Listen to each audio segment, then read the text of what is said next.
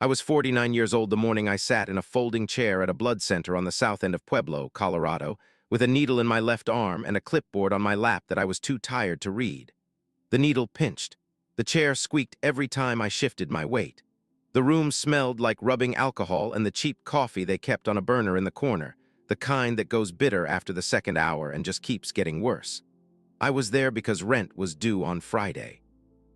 Rent was $40 short, and $40 was what the place paid for a full donation if you signed the waiver and checked the box that said you understood the risks. I signed it. I checked it. I rolled up my sleeve. That was where I had landed. Fired, wife gone, kids gone, house gone. Truck repossessed in a Walmart parking lot in front of a teenager bagging groceries who couldn't even look me in the eye. The fabrication shop I had built from a single welder, and a borrowed flatbed was sold off in pieces at a county auction, while I stood across the street, pretending to read a phone with a dead battery. By the winter of 2025, everything I owned fit inside a canvas duffel and a 5-gallon bucket, and I lived in a one-room studio above a tire shop on East 4th Street, where the floor shook every time the lift downstairs came up under a half-ton truck. But I had no idea, sitting in that folding chair on a cold Tuesday in February, that the woman about to look at the readout from my sample was about to say something that would tear my whole life open and rebuild it from the bottom up. I had no idea that the name printed on my birth certificate was not the name I was born under. I had no idea that somewhere in a steel filing cabinet 6 states away, there was a folder with my real face on it, my real bloodline, and a number at the bottom of the last page with 9 zeros after it. If you have ever sat in a room full of strangers and felt like the world had already written you off, like every person walking past you on the sidewalk could feel the failure coming off you like cold air off a freezer door, then you need to hear what happened to me. Because I am telling you right now, the thing that is about to flip your life upside down might already be inside you, and you do not know it yet. My name is Holden Marsh. I built Marsh Fabrication out of a rented garage in 2005 with $1,800 in tools and a contract to weld handrails for a strip mall down on Highway 50. 19 years later, I had 11 employees, 2 service trucks with my last name painted on the doors in blue lettering, and a contract list that included the Pueblo School District, 2 of the steel mills out on the east side, and a custom railing job for the new county courthouse downtown. I worked Saturdays. I worked Sundays. I worked the night my second daughter was born because the foreman on a job in Canyon City did not show up, and somebody had to finish the cuts before the inspector came on Monday morning. I missed a lot of things finishing cuts before inspectors came on Monday morning. School plays, birthdays, anniversaries. My wife, Renata, told me 100 times that I was choosing the shop over the family, and 100 times I told her the shop was the family, that everything I poured into that building came back to her and the girls in the form of the house and the cars and the vacations to Steamboat every February. I believed it when I said it. I still believe it, but belief does not change what gets lost in the years you spend looking the other way. Then 2023 came. A general contractor up in Colorado Springs filed bankruptcy, owing me $140,000 on a finished job. The bank pulled my line of credit the same week. By the end of summer, I was using a personal credit card to make payroll, and by Thanksgiving, I was using a second card to make the payment on the first one. By spring of 2024, the shop was dead. Not dying, dead.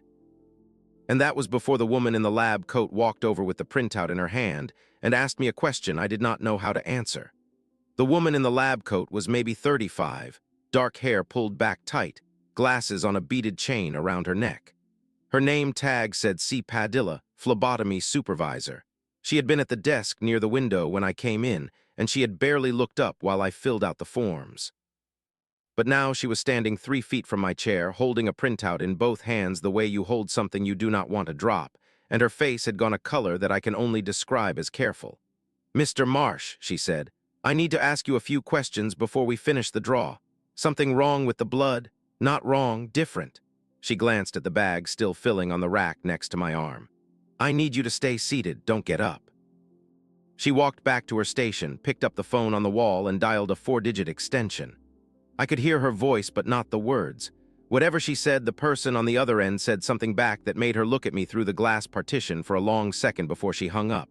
I sat there. The needle pinched. The chair squeaked. Outside, somebody was honking at somebody else in the parking lot, and a kid was crying for a juice box. Ordinary sounds. The sounds of a Tuesday afternoon in a town where nobody knew my name anymore, and nobody cared whether the man in chair number 3 was about to hear something he could not unhear. 20 minutes later, a man in a white coat walked through the side door.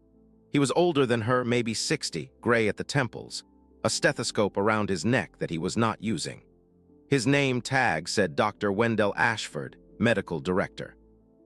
Pulled a rolling stool over to my chair, sat down on it, set the printout on his knee, and looked at me the way a doctor looks at a patient he is about to tell something serious. "Mr. Marsh, how are you feeling right now? Tired, hungry, about $40 short of okay." He almost smiled, almost. "Have you ever been told anything unusual about your blood?"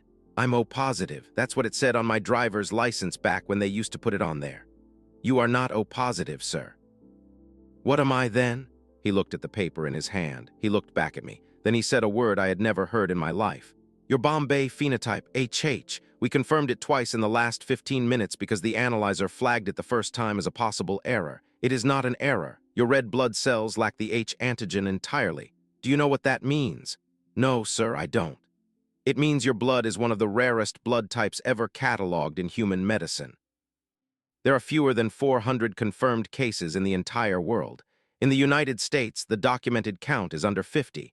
We have been operating this blood center for 31 years, and you are the first donor we have ever processed who carries this phenotype."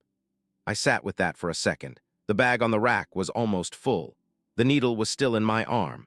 My hand on the armrest had started to sweat without me noticing. "What does this mean for the donation?" "It means the unit you just gave us is, in a real sense, irreplaceable. There are patients in this country right now who would die without access to blood like yours because no other blood type is compatible with them. Bombay phenotype patients can only receive blood from other Bombay phenotype donors. That's it. There is no substitute, no synthetic, no workaround." He paused. He looked at the printout one more time, and his expression shifted into something I could not read. "Mr. Marsh, there is one more thing on this report that I would like to discuss with you. Privately, not here in the chair, in my office. Can you come with me after we finish the draw?" I said yes before I knew I was saying it. Dr. Ashford's office was at the back of the building, down a hallway that smelled like floor wax and old paperwork. He held the door open for me, closed it behind us, and gestured at a chair across from his desk. The desk was clean.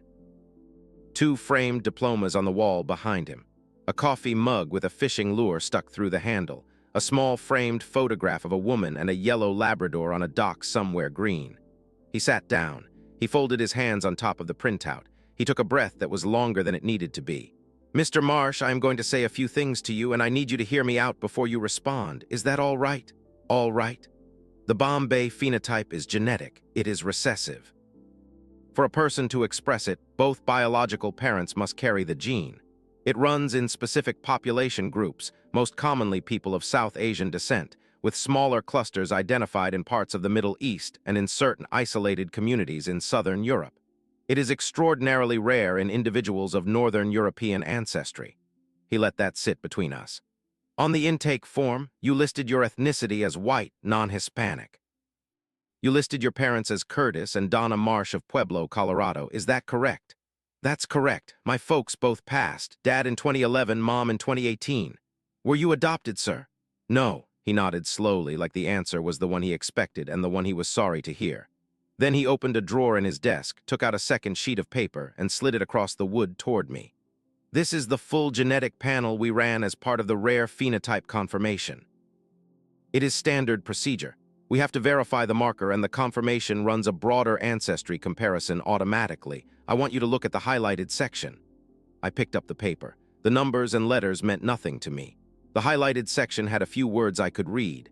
Estimated biological ancestry: 47% South Asian, Punjab region, 39% Northern European, 14% other. I read it twice, then a third time. My hands had started shaking, and I set the paper down on the edge of his desk because I did not trust myself to keep holding it. "There must be a mistake. I understand why you would say that, but the laboratory ran the analysis twice. The Bombay phenotype itself is a near impossibility in a person with no South Asian ancestry. The genetic panel is consistent with the blood typing. They corroborate each other. My mother and father were from Pueblo. My grandparents were from Pueblo. There is a family Bible on a shelf in my storage unit that goes back to a homestead outside Trinidad in the 1880s. I am not telling you that your parents were not your parents in every way that matters, Mr. Marsh.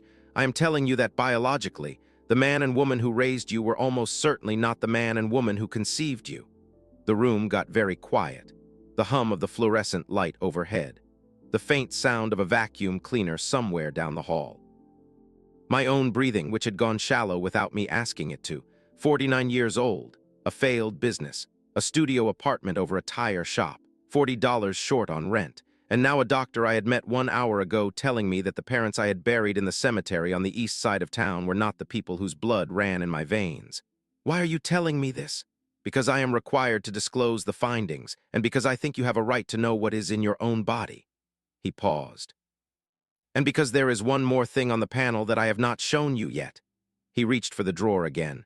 He pulled out a third sheet of paper. This one had a logo at the top I did not recognize, a small navy blue crest with letters around it in a half circle.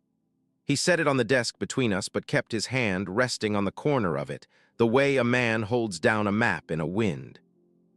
When the analyzer flagged your Bombay phenotype, it automatically queried the International Rare Donor Panel.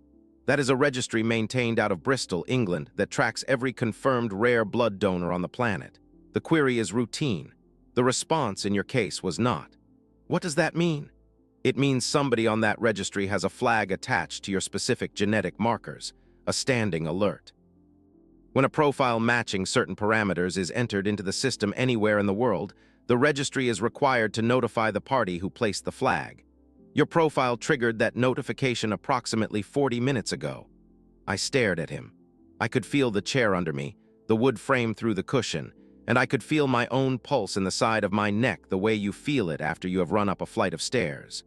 Somebody was looking for me. Somebody was looking for a person with your exact genetic signature, yes. Whether that person knew your name, I cannot tell you. The flag has been active in the system since 2009. 2009, 16 years, while I was running the shop, while I was missing the school plays, while I was burying my mother. While I was sitting across a kitchen table from Renata signing the paperwork that ended our marriage and split the girls between us on a custody calendar marked in 2 colors of highlighter. Somebody, somewhere, had been waiting for a machine in a lab to spit out my name. Who is it? I do not have that information, sir. The registry will not release it directly to me. They are sending a representative. A representative of what? Of the party who placed the flag. He is flying in tomorrow morning. He requested a meeting with you in person at a location of your choosing here in Pueblo. He asked me to relay his name and to ask you whether you would be willing to sit down with him. I told him I would pass the question along, nothing more. What's the name? He looked down at a note he had written on a sticky pad. He read it carefully, the way a man reads a foreign word he does not want to mispronounce. Mr. Ranbir Khatri, he is an attorney. His firm is based in Chicago, but he indicated that he represents a family. He did not say which family. He said you would understand the relevance once the two of you spoke face to face. I did not understand any of it. Not the name, not the firm, not the family. But somewhere underneath the not understanding, in a place lower than thought, something had gone very still. The way a deer goes still in a clearing when it hears a branch break in the trees 100 yards away. The body knows before the mind does. Did he say anything else? Dr. Ashford hesitated. Then he turned the sticky note around so I could see what he had written underneath the name. He told me to tell you in case you decided not to come that your real first name is not Holden. I read it again. The room did not get smaller and it did not get bigger. It just went sideways for a second, the way a room goes sideways when you stand up too fast. Mr. Marsh, are you all right? I don't know yet. Take your time. I took it. I sat in that chair until my pulse evened out. Then I looked across the desk at him and I told him to call Mr. Khatri back and tell him I would be at the diner on Northern Avenue at 9 in the morning. I did not sleep that night. I went back to the studio above the tire shop, climbed the metal stairs on the outside of the building, and sat on the edge of the mattress with the lights off. The single window faced east toward the railroad yard, and every 20 minutes or so a freight train came through and rattled the glass in the frame. I usually slept through it. That night I counted every car. Your real first name is not Holden.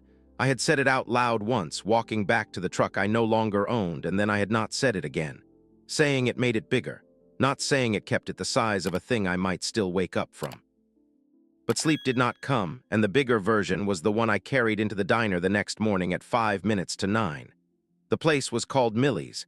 It had been on Northern Avenue since before I was born. Vinyl booths along the windows. A horseshoe counter with chrome edges. A pie case at the front that rotated slowly behind glass, the same 6 pies it had been rotating for 30 years.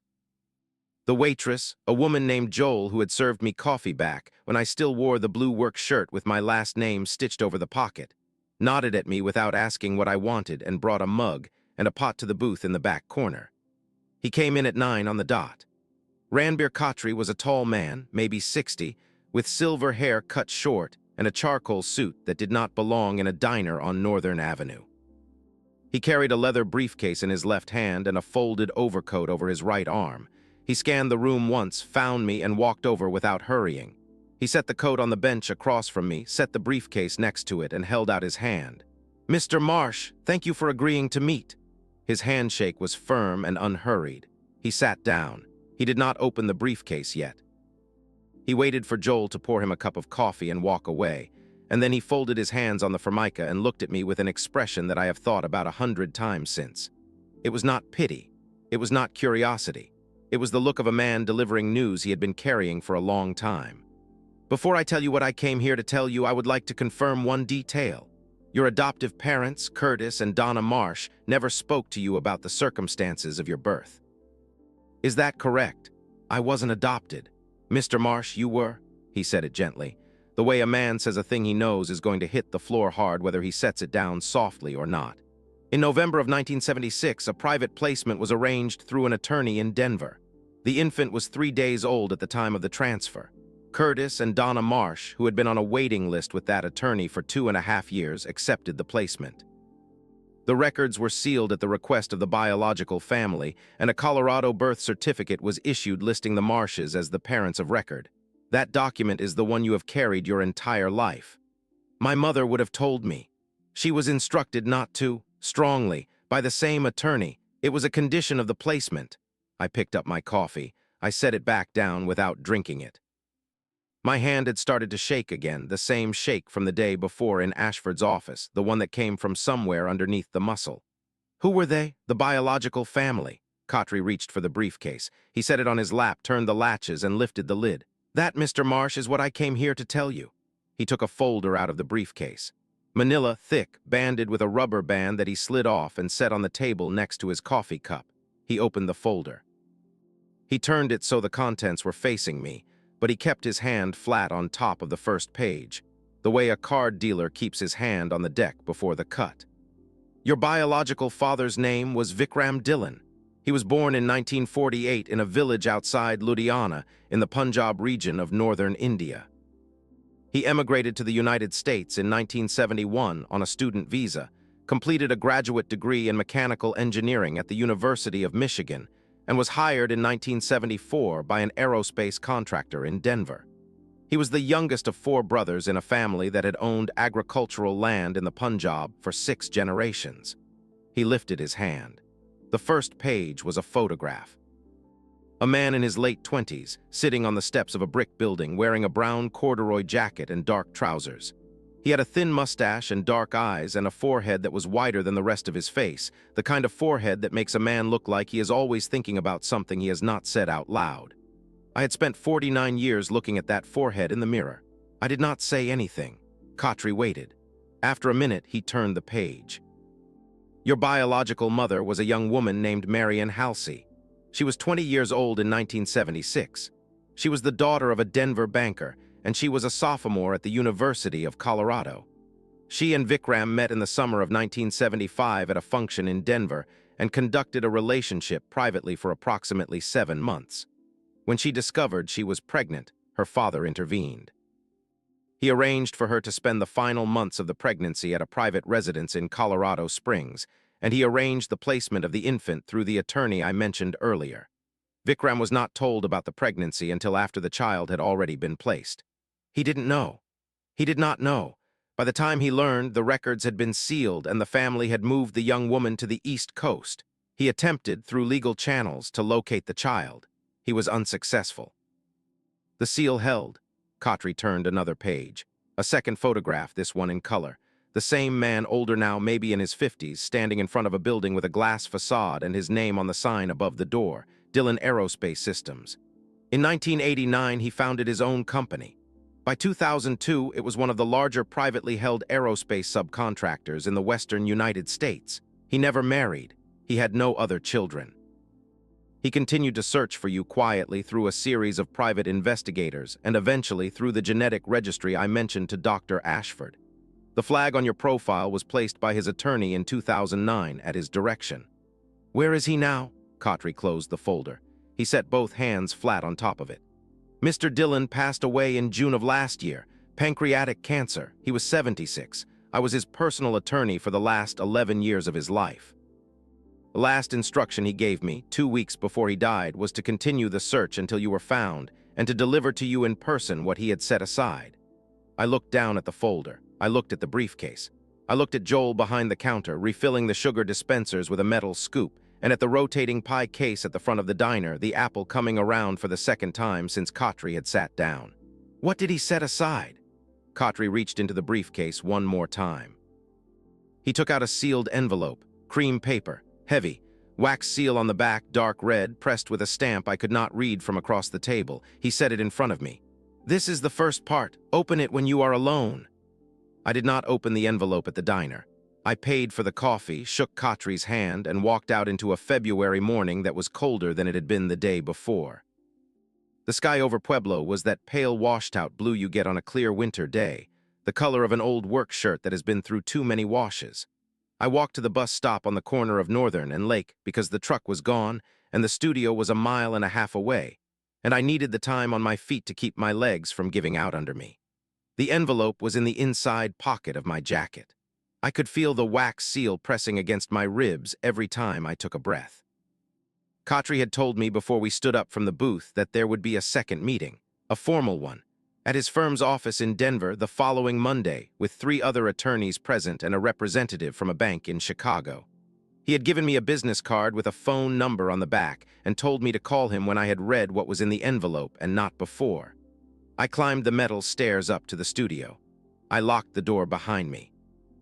I sat down on the mattress, which was the only piece of furniture in the room besides a folding card table and a milk crate I used as a nightstand, and I took the envelope out of my jacket and laid it on my knee. The wax seal had a small symbol pressed into it, a wheel with spokes. I learned later that it was a chakra, the kind that appears on certain Sikh family crests in the Punjab. I did not know that then. I just knew it was not from anywhere I had ever been. I broke the seal with my thumbnail.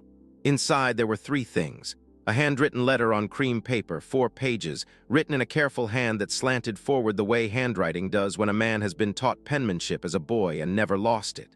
A small photograph, black and white, of a woman in her late 60s standing in a doorway with her hand on the frame, looking back over her shoulder at whoever was holding the camera.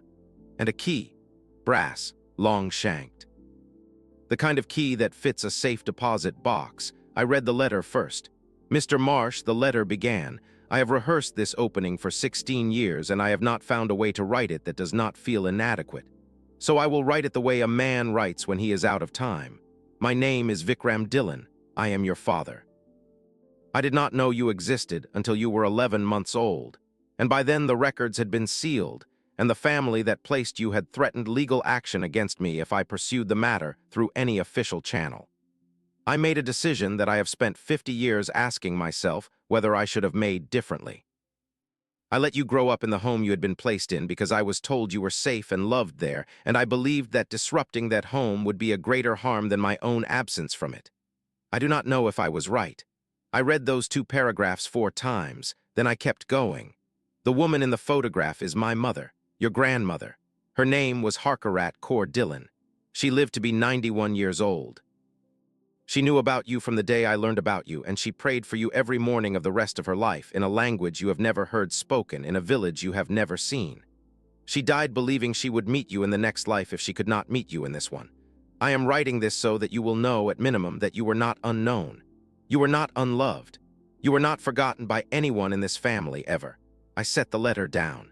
I did not pick it back up for a long time. When I picked the letter back up, the light in the room had changed. The sun had moved across the window, and the strip of brightness that had been on the floor when I started reading was on the wall now, climbing toward the ceiling the way it does in the afternoon. I had not eaten. I had not stood up. I read on. The letter went on for 2 more pages. He wrote about the company he had built, about the engineers he had hired, about the contracts he had won and the ones he had lost. He wrote about the house he had built in the foothills west of Denver, a house he never married into, a house with a guest wing that had stayed empty for 30 years because he had built it. He wrote, in case the boy ever wanted somewhere to stay.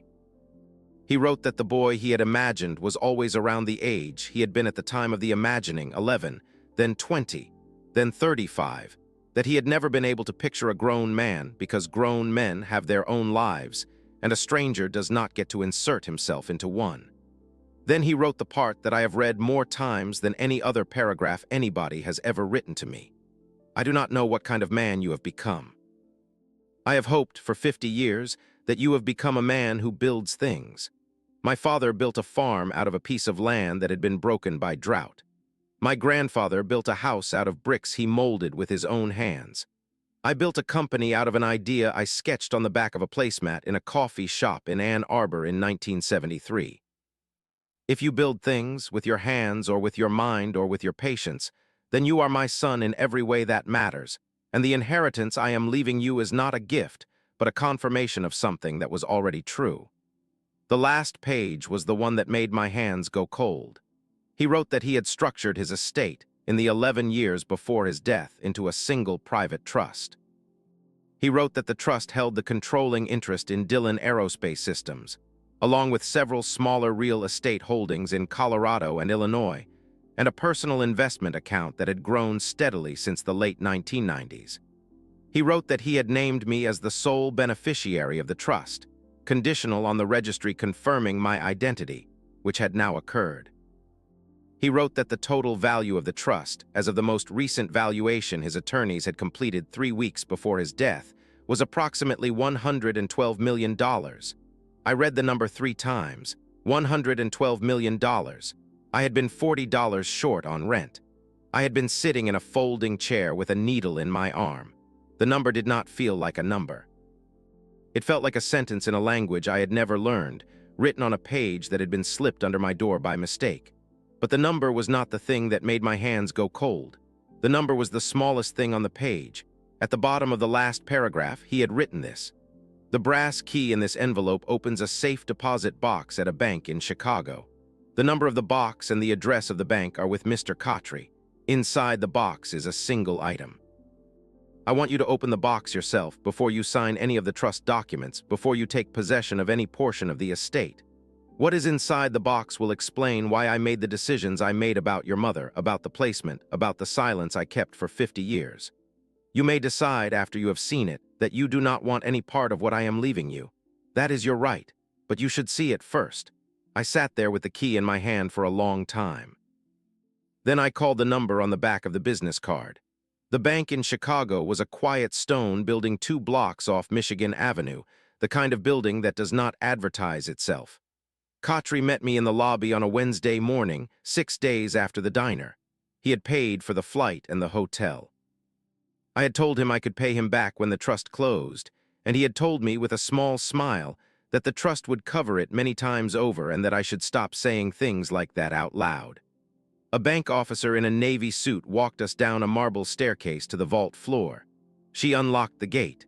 She walked us along a corridor of brass-fronted boxes and stopped at one near the end. She compared my driver's license to a photograph on a printed form, asked me to sign a register, and turned her own key in the top lock. I turned mine in the bottom. She slid the box out of the wall, set it on a wooden table in a private viewing room, and stepped out and closed the door behind her. Kotry stayed in the corridor. He said it was not his to see. I sat down at the table. I lifted the lid. Inside the box there was a single envelope, smaller than the first one, no wax seal, no stamp. Just my name on the front in the same slanted handwriting. Holden, it said, not the name he had written on the trust documents. The name I had been called my entire life. I opened it. There were 2 things inside. A second photograph, color this time, taken in what looked like a hospital room. A man in a hospital bed, gray, thin oxygen tubing across his upper lip, holding the hand of a small boy who could not have been more than 3 years old. The boy had dark hair and was looking at the man with the steady, unbothered curiosity that small children have when they have not yet learned to be afraid of sickness. The man was looking at the boy with an expression I cannot describe in any words I own. The second thing was a note. 3 sentences. The boy in this photograph is my grandson. His mother was the daughter your biological mother kept and raised, the sister you never knew you had. Her name was Marion as well, named after the grandmother who raised her, and she died of an aneurysm in 2021 at the age of 43, and the boy in the picture, my grandson and your nephew, is being raised by his father in a suburb of Denver, and he does not know that any of us exist. I sat with the photograph in my hand and the note on the table, and I understood, finally, what Vikram Dhillon had wanted me to see before I signed anything. He had not left me a fortune. He had left me a family. A small one, smaller than the one I had lost, but a real one with a face and an address and a child in it who was still small enough to be told the truth in a way that would not break him. I sat there for a long time. The vault was quiet in the way that only underground rooms are quiet. No traffic, no wind, no clocks. I thought about Renata, who had called me a broke loser in the kitchen the night she packed her suitcase, and I thought about my 2 daughters, who were teenagers now and who barely returned my calls, and I thought about the boy in the photograph, who had a face that was almost exactly the face I had seen in the mirror when I was 3 years old, standing on a stool in a bathroom in Pueblo while my adoptive mother combed my hair. I put the note back in the envelope. I put the envelope back in the box. I closed the lid. I sat with my hand on top of it. Then I opened the door and I told Khatri I was ready to sign. The signing took 3 hours. 4 attorneys, 2 notaries, a representative from the bank, and a stack of documents that stood almost a foot tall on the conference table when we started and was gone by the time we finished, distributed into folders and envelopes and a leather binder that Khatri handed to me at the end with both hands, the way you hand a man something he is going to have to learn how to carry. When we walked back out onto Michigan Avenue, it was late afternoon. The wind off the lake was cold and clean. Khatri shook my hand on the sidewalk and told me his office would be in touch the following week to begin the transition of the trust, and then he got into a black car at the curb and drove away, and I stood on the sidewalk in a borrowed coat with $112 million in a binder under my arm and nowhere in particular I needed to be. I flew home that night. I went back to the studio above the tire shop. I slept 10 hours, the first real sleep I had gotten in 2 weeks. In the months after, I did 3 things in order, and I did not do anything else first. I paid off the back rent. I paid off the credit cards that had been chasing me for 2 years. I paid the contractor in Colorado Springs whose bankruptcy had started the slide, because the man had been a friend before he had been a creditor, and because I could, and because Vikram Dhillon had written in his letter that the inheritance was a confirmation of a thing already true, and the thing already true was that a man pays his debts when he can. I called Renata. I did not ask her for anything. I did not tell her about the money. I told her I wanted to start seeing the girls again, on a schedule, not every other weekend when I could afford the gas, but every week, and that I had moved into a small house on the north side of town, 3 bedrooms with a yard, and that there were beds in the rooms with sheets on them and a refrigerator with food in it, and that I would drive to her house to pick the girls up and drive them back when the weekend was over. She said yes. She did not ask how I had managed any of it. She did not need to. I found the boy. Khatri helped. His father was a decent man, a high school math teacher named Daniel, who was raising the boy alone and working 2 jobs to do it. I drove to Denver. I sat across a kitchen table from him and I told him the whole story from the diner forward. He listened. He did not interrupt. When I finished, he said 1 sentence. He said the boy should know his uncle. I have been driving up to see them every other Sunday since. Shop Marsh Fabrication I did not reopen. That part of my life was over, and trying to rebuild it would have been trying to rebuild a thing that had already done its work. Instead, I started something new, a small foundation in my father's name, both of my fathers, Curtis Marsh and Vikram Dhillon, that helps tradesmen in southern Colorado keep their businesses alive when a client files bankruptcy on them. The first check went out in September. The second went out in November. There will be others. I still donate blood, every 8 weeks. Same building, same chair. Different staff now, but see Padilla still works there, and she still nods at me when I come through the door.